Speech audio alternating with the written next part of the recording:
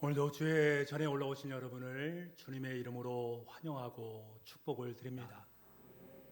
인간의 가진 덕목 중에서 참 중요한 덕목 중에 하나는 용기입니다. 우리 그리스도인에게 있어서 이 용기는 대단히 중요한 것입니다. 용기가 무엇입니까? 마땅히 싸워야 할 때에 그것을 회피하지 않고 당당하게 직면해서 싸우는 것을 용기라고 말합니다.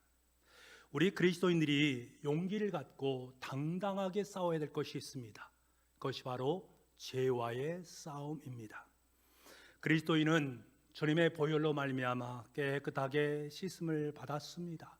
죄와 결별되어진 존재입니다. 그럼에도 불구하고 우리 내면의 죄든 사회 구조적인 죄든 늘상 죄와 직면해서 살아가는 우리의 모습을 보게 됩니다. 그래서 우리 그리스도인의 삶을 한마디로 영적인 전쟁터다라고 말을 합니다. 영적인 전쟁터, 그것이 우리의 실존이다라는 거지요. 우리는 이 전쟁터에서 결단코 물러설 수 없습니다. 하나님께서 우리가 이 죄악과 이 싸움을 회피하거나 도망치는 것을 원하지 않으시기 때문입니다. 당당하게 죄와 싸워서 승리를 구가하기를 원하시는 분이 주님이십니다. 그런데 많은 그리스도인들은 이러한 죄와의 싸움을 선택하기보다는 그래, 내 육신이 연약하니까 내가 어떻게 죄와 싸워 승리할 수 있겠어? 라는 생각을 은근슬쩍 마음속에 가짐으로 말미암아 그것을 핑계로 삼음으로 말미암아 세상과 타협을 하곤 합니다. 세상을 보십시오.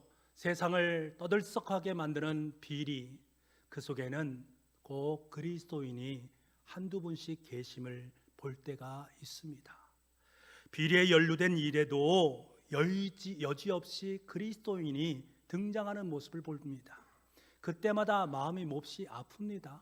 좀 그리스도인다운 삶을 살면 참 좋을 터인데 왜 그러한 불의와 비리 가운데 함께하고 있는가 하는 생각 때문에 마음이 몹시 불편하고 아픕니다.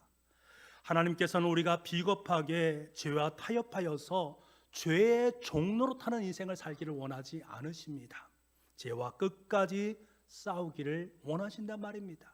그래서 히브리서 12장 4절 말씀에 너희가 죄와 싸우되 아직 피 흘리기까지는 대항하지 아니하고라고 말씀을 하고 계십니다. 이 말씀이 무슨 말입니까? 하나님께서 우리가 죄와 싸워서 네 목숨을 다하는 그날까지 끝까지 싸워야 된다라는 말씀을 하고 계시는 것입니다. 죄와 싸워서 죄의 뿌리가 되는 세속적인 정과 욕심을 십자가에 못 박는 그 시간까지 끝까지 싸움을 싸워 나가야 된다라고 말씀하고 계십니다. 왜 그런가? 하나님은 죄를 너무나도 싫어하시기 때문에 그렇습니다. 하나님께서는 저와 여러분이 죄에 대해서 완벽하게 죽기를 원하십니다. 오늘 본문의 말씀에 보게 되면 바울은 매우 확고한 어조로 우리는 죄에 대해서 죽은 존재라고 선언하고 있습니다. 너희들은 죄에 대해서 완전하게 죽은 존재들이다. 그 사람들이 바로 그리스도인이다 라고 말씀을 하고 있습니다.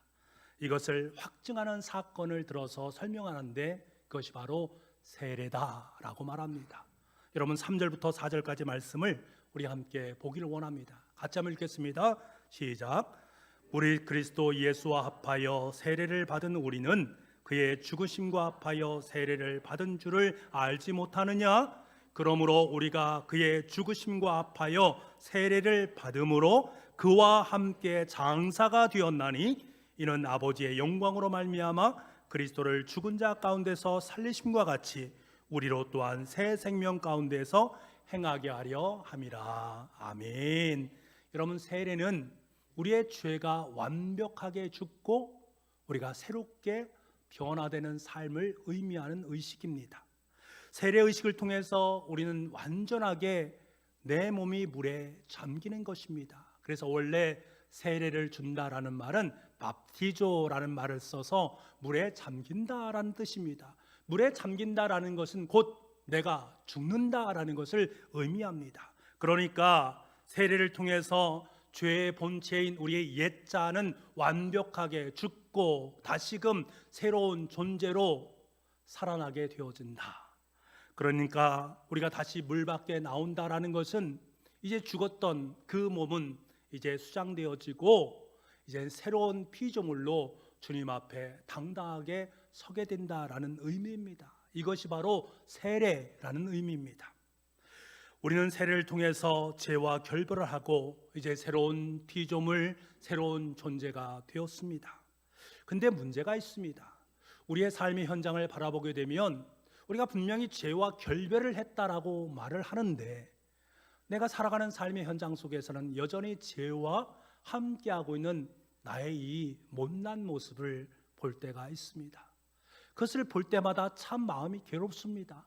분명히 죄와 결별했는데 내가 분명히 세례를 받은 존재인데 죄와 함께하고 있는 그 모습을 바라볼 때마다 몹시 마음이 힘들고 어려움이 있습니다.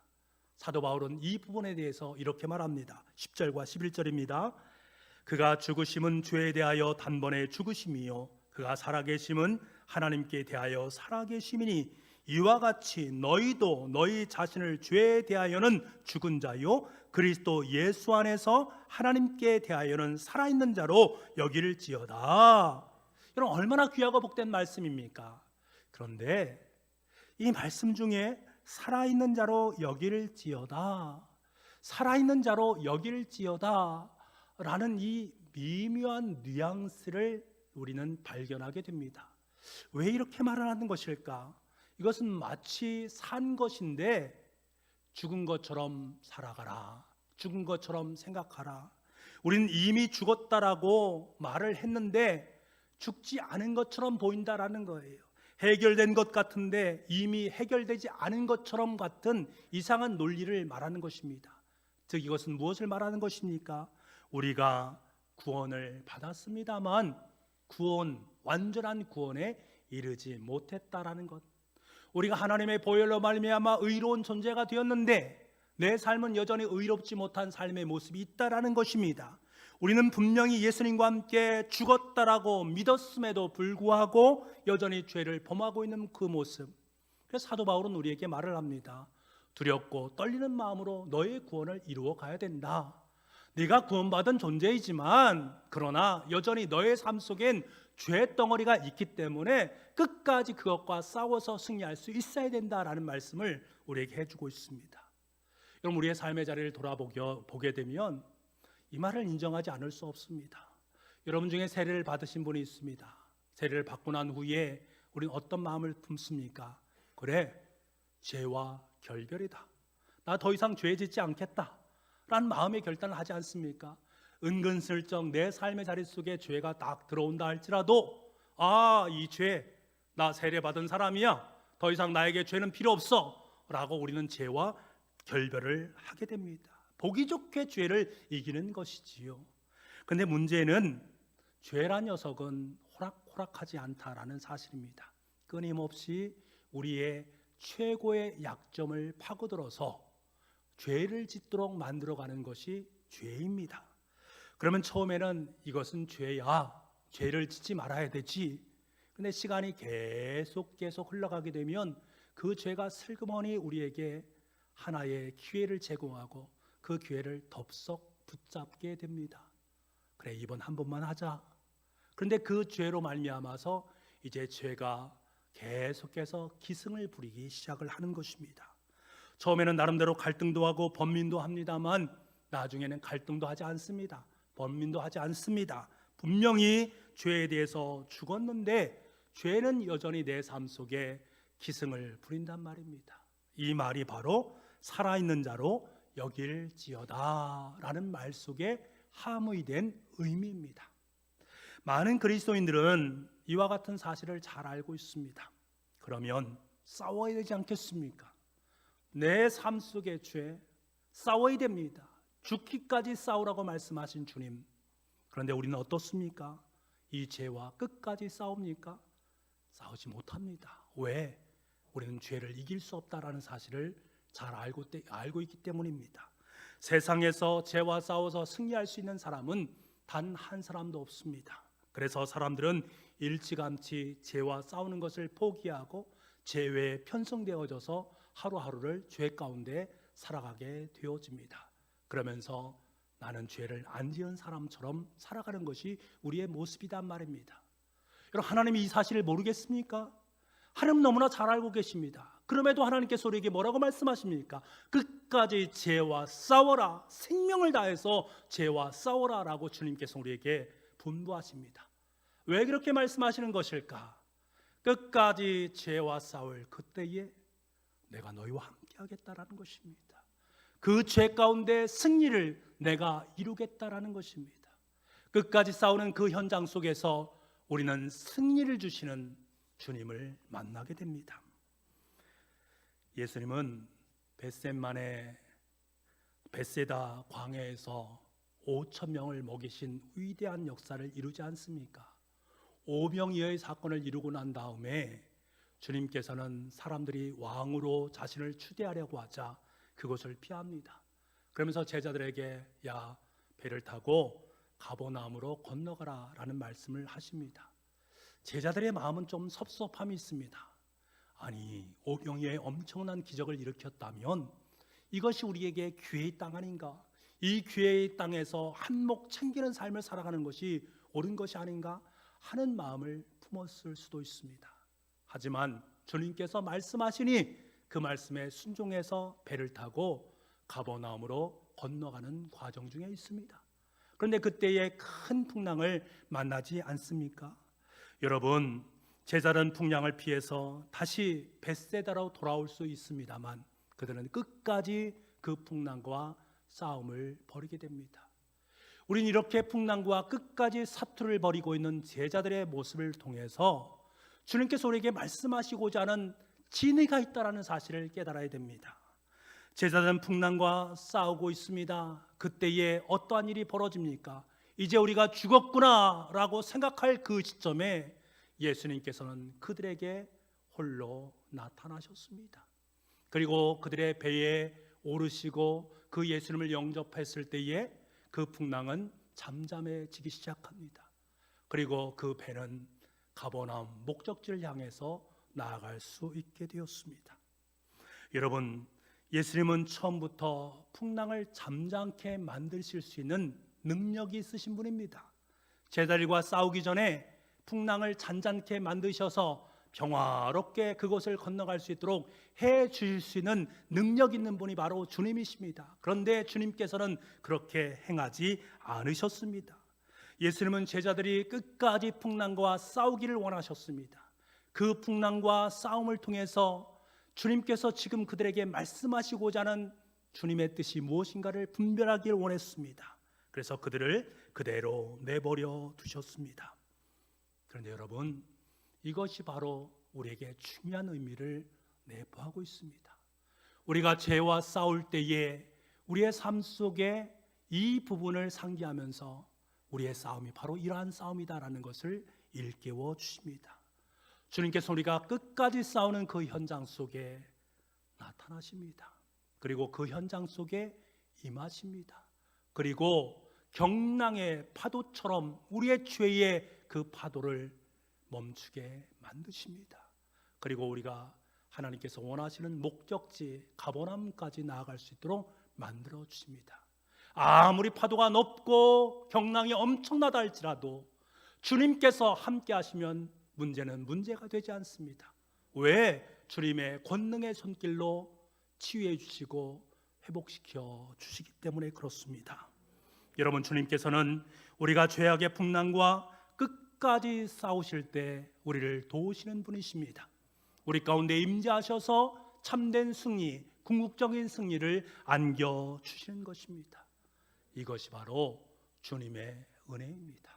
주님의 이 은혜를 경험할 수 있는 저와 여러분 될 수 있기를 간절히 소망합니다. 사랑하는 성도 여러분, 저와 여러분은 죄와 싸워서 승리할 수밖에 없는 존재들입니다. 우리 옛사람을 십자가에 못 박기 위해 끝까지 싸우는 존재가 바로 저와 여러분입니다.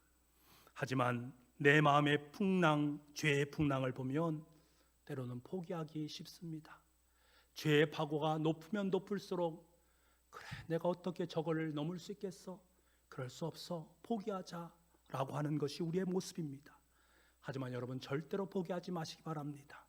우리가 포기하지 않고 끝까지 싸우는 그 현장에 승리의 왕이 임하십니다. 우리의 힘으로는 이길 수 없지만 하나님의 능력은 능히 이기고도 남는 것입니다. 마침내 우리의 죄의 파고를 잠잠케 만드시고 우리에게 완벽한 승리를 남겨주실 줄 믿습니다. 사도 바울은 이 사실을 오늘 8절 말씀에 뭐라고 선포하십니까? 우리가 그리스도와 함께 죽었으면 또한 그와 함께 살리라. 우리가 그리스도와 함께 이 죄가 완벽하게 죽으면 우리는 주님 안에서 은혜로 살아난다라고 말씀하고 있습니다. 이것이 우리에게 복입니다. 이것이 우리에게 은혜입니다. 이것이 우리에게 가장 큰 복된 말씀입니다. 여러분 분명히 기억하십시오. 우리는 그리스도와 함께 십자가에 못 박힐 수밖에 없는 죄인이다. 그리고 그 십자가에서 우리의 모든 죄를 깨끗하게 도말해 주셨다. 대신 그 죄를 위해서 주님께서 십자가에 돌아가셨다. 그리고 더 놀라운 것은 그 십자가의 부활의 은혜를 베풀어 주셔서 주님과 함께 부활하는 또 살아있는 그런 은혜를 맛보게 되어진다. 그래서 우리는 주님과 함께 산 자가 된다라는 말씀을 우리에게 해주고 있습니다. 주님과 함께 산 자가 되었다라는 것은 무엇을 말합니까? 주님의 은혜로 살아가는 인생이 되었다라는 말이에요. 내가 주님과 함께 살아간다라는 것은 주님의 은혜로 하루하루의 삶을 살아간다라는 것을 의미하는 말입니다. 사실은 우리는 주님의 은혜 없이는 하루도 살아갈 수 없는 존재가 바로 저와 여러분입니다. 그래서 사도 바울은 1절 말씀에 이렇게 질문하는 것입니다. 은혜를 더욱 풍성하게 하려고 죄 속에 살겠느냐? 이 말은 무슨 말입니까? 죄가 많아서 은혜가 많다라는 그러한 뜻이 아니라 내가 죄인이라는 것을 더 깊이 있게 느끼면 느낄수록 하나님의 은혜가 더 크게 내 삶 속에 느껴지게 되어진다라는 것을 말씀하는 대목입니다. 여러분 바울은 자신이 죄인이라는 것을 잘 알았습니다. 얼마나 죄를 짓고 살아가는 존재인가를 그는 알았습니다. 그래서 나는 죄인 중에 괴수다. 모든 죄를 지은 그 사람보다 더 죄를 지은 사람이다. 그런데 어떤 일이 내 삶 속에 벌어졌는가? 예수님께서 그러한 죄인 된 나를, 괴수된 나를 용서해 주셨다. 그 은혜를 나는 맛보게 되었다. 죄인과 은혜의 그 간격이 크면 클수록 그의 삶 속에 더 큰 하나님을 향한 감사가 넘쳐날 수밖에 없는 것은 너무나도 자명한 일입니다. 이 은혜를 생각할 때마다 감격하지 않을 수 없다라는 거예요. 눈물을 흘리지 않을 수밖에 없다라는 거예요. 그래서 우리에게 묻고 있는 것입니다. 내가 하나님의 은혜 가운데 거하기 위해서 예전에 교회를 핍박하고 예수 믿는 그 사람들을 잡아서 가두든가 죽이는 일을 하나님의 은혜를 얻기 위해서 내가 다시금 그 일을 행해야 되는가? 나는 그럴 수 없다. 난 그럴 수 없다. 나 바울은 죄에서 벌써 죽은 사람이다. 그런데 어찌 그 죄 가운데 내가 다시 들어갈 수 있겠는가? 나는 그 죄를 버리고 하나님의 은혜 안에서 삶을 살겠다라는 것입니다. 옛날에 사울은 죽었다라는 거예요. 이전으로 돌아가고 싶어도 돌아갈 수 없는 신세가 바로 자기 자신이라는 거예요. 이러한 하나님의 은혜에 감격하면서 바울은 우리에게 권면을 하고 있는 것입니다.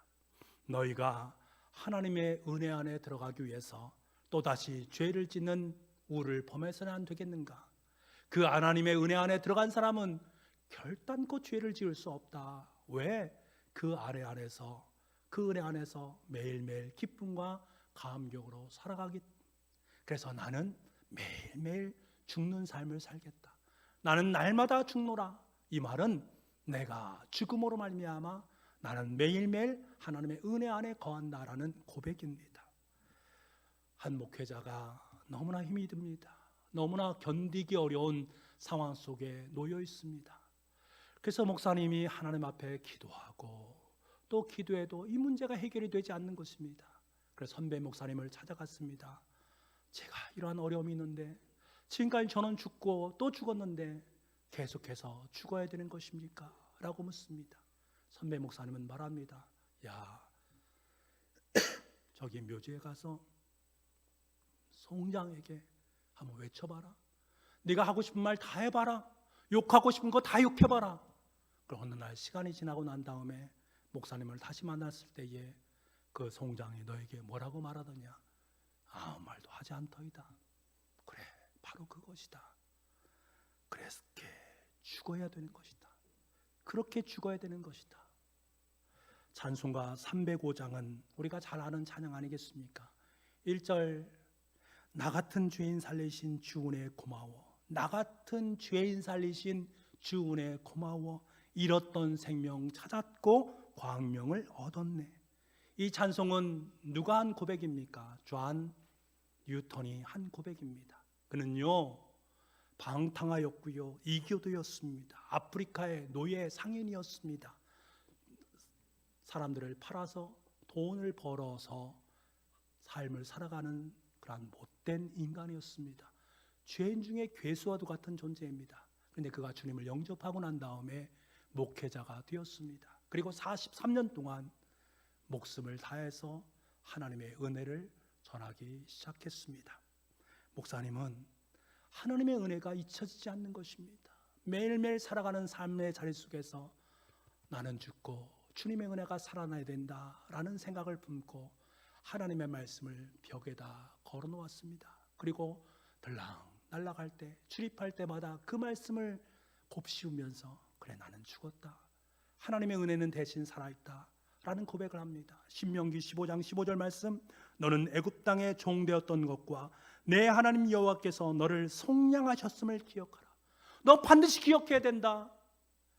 내가 죄인인데, 죽을 수밖에 없는 괴수였는데 나를 살려준 그 주님을 한시도 잊지 말아야 된다 라고 말씀하는 것입니다. 그리고 덧붙여서 이사야서 43장 4절 말씀, 내가 너를 보배롭고 존귀하게 여기고 너를 사랑하였은즉 내가 괴수였고 죽을 수밖에 없는 존재였는데 너를 속량해서 너를 구원했고 내가 너를 보배롭고 존귀하고 사랑스러운 존재로 너를 여기고 있다라는 사실, 그 은혜를 한시도 잊지 말자라고 그는 벽에다 그 말씀을 걸어놓고 매일매일 하나님께 감사의 고백을 드렸단 말입니다.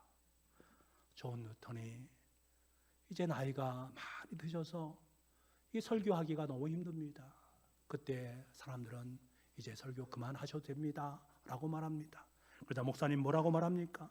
하나님을 모독했던 이 늙은 아프리카 노예 상인이 아직도 말을 할 수 있는데, 아직도 하나님의 은혜가 내 삶 속에 너무나 많이 있는데 내가 어찌 이 말씀을, 이 전하는 것을 그만둘 수 있겠는가? 내 목숨이 다하는 그날까지, 숨이 끊어지는 그날까지 은혜의 말씀을 전하겠네 라고 말합니다. 그런 임종시에 이렇게 말합니다. 내가 천국에 갈 때 세 가지 놀라운 일을 보게 될 것이다. 하나는 전혀 기대하지 않았던 나와 같은 죄인들이 하나님과 함께 있는 것과, 기대했던 그 사람들이 하나님 나라에 들어오지 못한 것, 그리고 내가 지금 하나님과 함께 있다라는 이 놀라운 세 가지를 나는 맛보게 될 것이다. 그는 하나님의 은혜 안에 살았기 때문에 매일매일 삶이 죽어가는 그 과정을 통해서 주님의 은혜를 경험했기 때문에 그의 소망이 온전하게 이루어지는 것을 삶을 통해서 고백할 수 있었습니다. 사랑하는 성도 여러분, 은혜의 비결은 내가 그리스도 안에서 죽는 것입니다. 그런데 사실 내가 죽는 것이 아니라 사실은 주님의 은혜 안에서 살아나는 것입니다. 내가 주님의 은혜 안에 젖게 되어지면 내 자아는 죄를 져라 죄를 져라 아무리 얘기해도 죄를 질 수 없는 존재다라는 것입니다. 사탄은 끊임없이 우리를 유혹하지 않습니까? 죄에 빠지기에 위해서 끊임없이 유혹합니다. 사람을 통해서 유혹하기도 하고 나의 감정을 통해서 유혹하기도 합니다. 가까운 사람들을 유혹하기도 합니다. 그런데 여러분, 이것을 이길 수 있는 길은 단 한 가지, 내가 죄에 대해서 죽는 것입니다. 죽은 사람은 유혹을 느끼지 않습니다. 죽은 사람은 아무런 감정이 없는 것입니다. 대신 주님의 은혜 안에서 사는 것입니다. 제가 늘 좋아하는 찬양, 주의 은혜의 강가로 너무 좋아합니다. 내 주의 은혜 강가로, 저 십자가의 강가로 내 주의 사랑 있는 곳 내 주의 강가로, 내가 주님의 은혜 강가로 나아가, 저 십자가의 은혜의 강가로 나아가 보니 그곳에 온통 사랑만이 남겨져 있는 거예요. 그 사랑을 맛보면서 나는 매일매일 삶을 살겠다, 매일매일 내 삶에 죄를 죽이면서 살겠다라는 고백을 하고 있는 것입니다. 2절 말씀에 죄에 대하여 죽은 우리가 어찌 그 가운데 더 살리요. 죄에 대해서 죽은 우리가, 여기서 말하는 죽은이란 말 자체는 원래 죽는다, 한 번 죽는 것을 의미하는 말이 아닙니다. 원래 원어에 보게 되면 계속해서 죽는다라는 의미예요. 오늘 죽었다면 내일도 죽는 거예요. 계속해서 죽는 것을 말합니다. dying을 의미하는 말입니다. 저는 한 주간 코로나로 말미암아서 자가격리를 했습니다. 단 한 번도 밖으로 나온 적이 없습니다. 저는 마음속으로 생각했습니다. 그래, 코로나 기간 동안에 푹 쉬자. 하나님 말씀 읽고 싶은 만큼 읽고, 경건서적 읽고 싶은 만큼 읽고 푹 쉬다. 그동안 자지 못한 잠 자겠다 라고 마음속으로 결단했습니다. 그런데 그렇게 됩니까? 3일 정도 열도 많이 나고 잠도 잘 오지 않습니다. 계속 기침도 하고 몸이 안 좋으니까 참 어려운 시간을 지냈습니다. 그 이후에는 조금 많이 좋아져서 이제 그래, 내 로망이 이루어지는구나 라고 생각했습니다. 그런데 그렇지 않았습니다. 24시간 한 곳에 격리되어서 있는다라는 것이 쉽지 않았다라는 것, 아마 격리해 보신 분은 잘 알 것입니다. 이때 죄 내릴 속에 떠오르는 생각이 있었습니다. 만약 내가 죽은 사람이라면, 야, 지금 내가 따분하다, 지금 어렵다, 지금 힘들다 라고 생각할 수 있을까? 지금 내가 이런 생각을 하는 것은 내가 죽지 않았기 때문이다. 그렇다면 내가 힘들어하는 것도, 내가 따분해하는 것도 전부 내가 죽지 않아서 그런 것인데, 그럼 한번 이 기간 동안에 내가 죽어보자 라는 마음이 제 마음속에 들었습니다. 그래서 하나님 앞에 기도한 거예요. 하나님 저 죽여주세요. 저 죽겠습니다 라고 고백했습니다. 지금 제가 가지고 있는 명예도, 제가 가지고 있는 자랑도, 더 잘하고 싶은 욕망도 다 내려놓고 싶습니다. 오직 주님 안에서 죽고 싶습니다. 그렇다고 쉽게 죽어집니까? 안 죽어져요. 안 죽어지요. 말만 할 뿐이지요. 근데 시간이 지나면 지날수록 저에게 평안한 마음이 임하기 시작하고, 그래, 이 죽는다는 것이 이것을 의미하는 것이겠구나 라는 생각이 탁 들어오게 된 계기, 하나님의 은혜가 발견되기 시작하는 시점이었습니다. 은혜를 주셔서 쉼을 주시고, 은혜를 주셔서 코로나19 가운데 걸린 우리 교우들이 얼마나 힘들고 어려운가 라는 사실을 깨닫게 도와주시고, 은혜를 주셔서 말씀도 읽고 경건서적도 볼 수 있게 해주고, 은혜를 주셔서 30세끼 마음껏 앉아서 밥을 받아 먹을 수 있는 은혜도 주시고, 은혜를 주셔서 하나님을 더 깊이 생각하고 하나님과 함께 할 수 있으니 내 마음속에 얼마나 큰 기쁨인가. 은혜를 주셔서 이런 귀한 시간을 주셔서 하나님과 독대할 수 있게 하시니 얼마나 감사한가. 은혜가 발견되기 시작하는 거예요. 은혜가 하나하나 제 마음속으로 들어오기 시작하는 거예요. 그러면서 마음속에 평안함이 유지되었습니다. 그래서 제가 한 주간에 내린 결론, 내가 하루하루 주 안에서 죽기만 하면 하나님께서는 은혜 안에서 내 인생을 승리케 만들어 주신다라는 확신을 품게 하였습니다. 내가 주님 안에서 죽기만 하면 주님은 나를 살리시더라는 거예요. 주님의 은혜 가운데 거할 수 있도록 만들어 주신다는 거예요. 그 속에 승리를 안겨주신다는 사실을 저는 확신했습니다. 여러분, 날마다 죽는다는 말 수동적인 것이 아닙니다. 굉장히 능동적인 사건입니다. 왜냐하면 이 말 자체가 내 삶의 자리를 성화의 길로 만들어가는 것입니다. 성화의 길로 만들어간다는 것은 예수 그리스도를 닮을 수 있도록 만들어가는 것입니다. 여러분, 거룩하게 되는 길, 처음에는 너무나 힘들고 어렵습니다. 날마다 죄에 대해서 죽어야 되고 유혹을 이겨야 되는 고단함과 힘듦이 있습니다.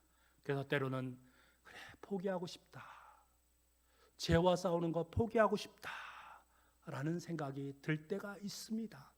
그런데요, 그 속에 하나님의 은혜가 들어가 계시면 그처럼 쉬운 것이 없다라는 사실을 깨닫게 되었습니다. 그동안 자연스럽게 지었던 죄가 갑작스럽게 부자연스럽게 느껴지는 거예요. 죄가 낯설어집니다. 여전히 죄를 범하고 있지만 죄가 너무나 낯설게 느껴지는 거예요. 이 죄가 내 것이 아니라는 것이 자꾸 느껴지기 시작하는 거예요. 왜 그런가? 주님께서 내 안에 오셔서 나를 통치하시고 내 안에 참된 생명을 주셔서 죄와 싸울 수 있도록, 정할 수 있도록 만들어 주신다는 것입니다. 주님께서 내 인생의 주인이 되시니까 죄가 완전하게 나를 통치하지 못하는 것입니다. 내가 은혜의 강가로 들어가니까 내 속에 있는 죄 덩어리 하나하나가 벗겨지기 시작하는 것입니다. 그리고 깨끗하게 성화된 길로 주님을 닮는 모습으로 점점 내 삶이 닮아가다라는 거예요. 이러한 상태를 사도 바울은 14절 말씀에 뭐라고 표현하고 있는가? 얼마나 귀하고 복된 말씀인가 모르겠습니다. 죄가 너희를 주장하지 못하리니, 죄가 너희를 주장하지 못한답니다. 그동안 죄 때문에 골치가 너무나 아팠는데, 너무나 힘들고 어려운 상황 속에 놓여 있었는데 죄가 너희를 결단코 주장하지 못하리니, 이는 너희가 법 아래에 있지 아니하고 은혜 아래에 있음이라. 하나님의 은혜 안에 있으면 죄가 우리를 주장하지 못하는 거예요. 이래라 저래라 말하지 못한다는 거예요. 왜? 하나님의 은혜가 강력하기 때문에, 그 은혜가 승리를 주시기 때문에 우리는 그 죄에서 노임을 받게 되는 것입니다. 이것은 마치 이런 것 아니겠습니까? 여러분이 주일날 교회에 나오시기 위해서 깨끗하게 옷을 차려입지 않습니까? 집에서 제일 좋은 옷, 주님을 만나야 되니까 그 옷을 옷장에서 꺼내서 잘 다려서 양복을 잘 입고 오십니다. 오는 도중에 웅덩이가 있는데 차가 지나다가 물을 탁 튑니다. 그러면 내가 이 물 맞아야 되지 하는 사람이 있습니까? 다 피합니다. 도망가든가 피하든가 무엇으로 막든가. 그렇지 않습니까? 마찬가지 모습이에요. 깨끗한 옷, 거룩한 주님의 옷, 은혜의 옷을 입게 되어지면 죄의 흙탕물에 민감해질 수밖에 없는 거예요.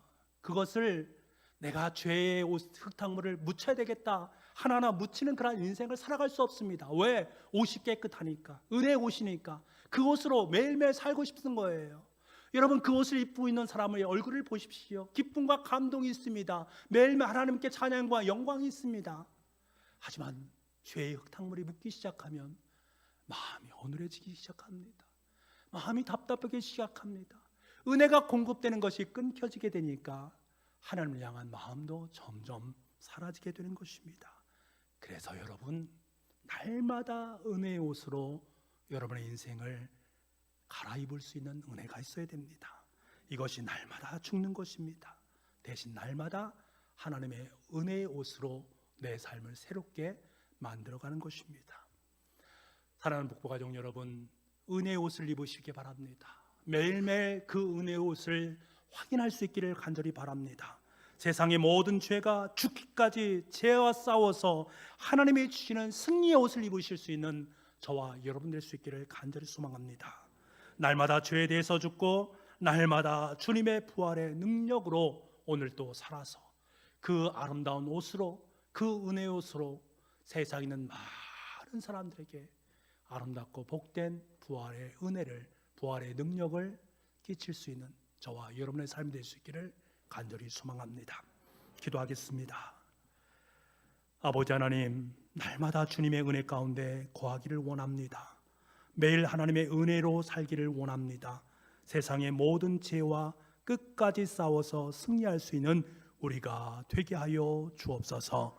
모든 말씀을 예수님의 이름으로 기도하옵나이다. 아멘.